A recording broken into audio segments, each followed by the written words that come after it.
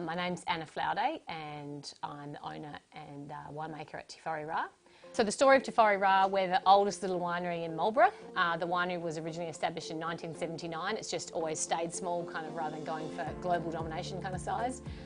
Jason, my husband, and I bought the winery 12 years ago, and we're both winemakers and we both grew up with family vineyards. But I'm Australian, a girl from McLaren Vale, and he's a Marlborough boy. And we just got to the stage where we really wanted to do our own thing, and we loved so many things about this property. The old vineyard, the mix of varieties, the scale. It's perfect for doing hands-on winemaking, which is more what we're into.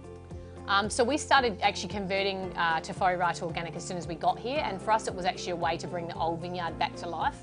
You know, when we got here the soil was dead, it was kind of like concrete, and I think a lot of people would have suggested that perhaps the old vineyard, you know, was past its best and should come out.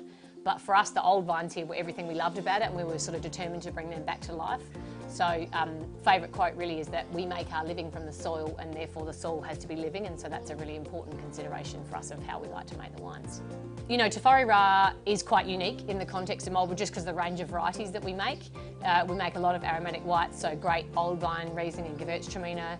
A really cool field blend called Toru that I think is one of my favourites, and probably the thing that surprised us the most is how that's been represented, and our customers have loved it. But Pinot, I think for me is, you know, we love Pinot and we're having huge success with that now, and that for me is one of the best kept secrets of Marlborough is, you know, the strength of the Pinot. I guess we sort of saw, for us buying Whare Ra, you know, it was an old little winery, it was a little bit run down and probably was a bit of a doer-upper, but I guess it was all stuff we thought we knew how to do to build it back up again. And, you know, we've been down the big end of town. I have no desire to be the biggest, but I really do want to be the best. You know, we really want this place to be one of the iconic little wineries of New Zealand, that if people are coming to Marlborough for one day and it can only see 5 people, I want to be on that list. That's what gets me out of bed in the morning. Organics and biodynamics is kind of crucial to what we do. It's, I think for me, it's a really great tool to make really authentic wines that are a bit more connected to the place.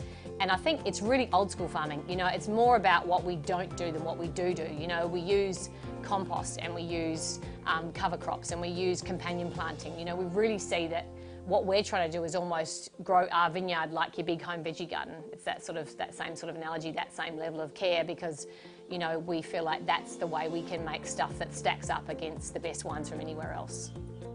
I think if I had to summarise, you know, Whare Ra in one sentence, I'd say what we want to make is, you know, authentic wines that are made with cow shit, not bullshit.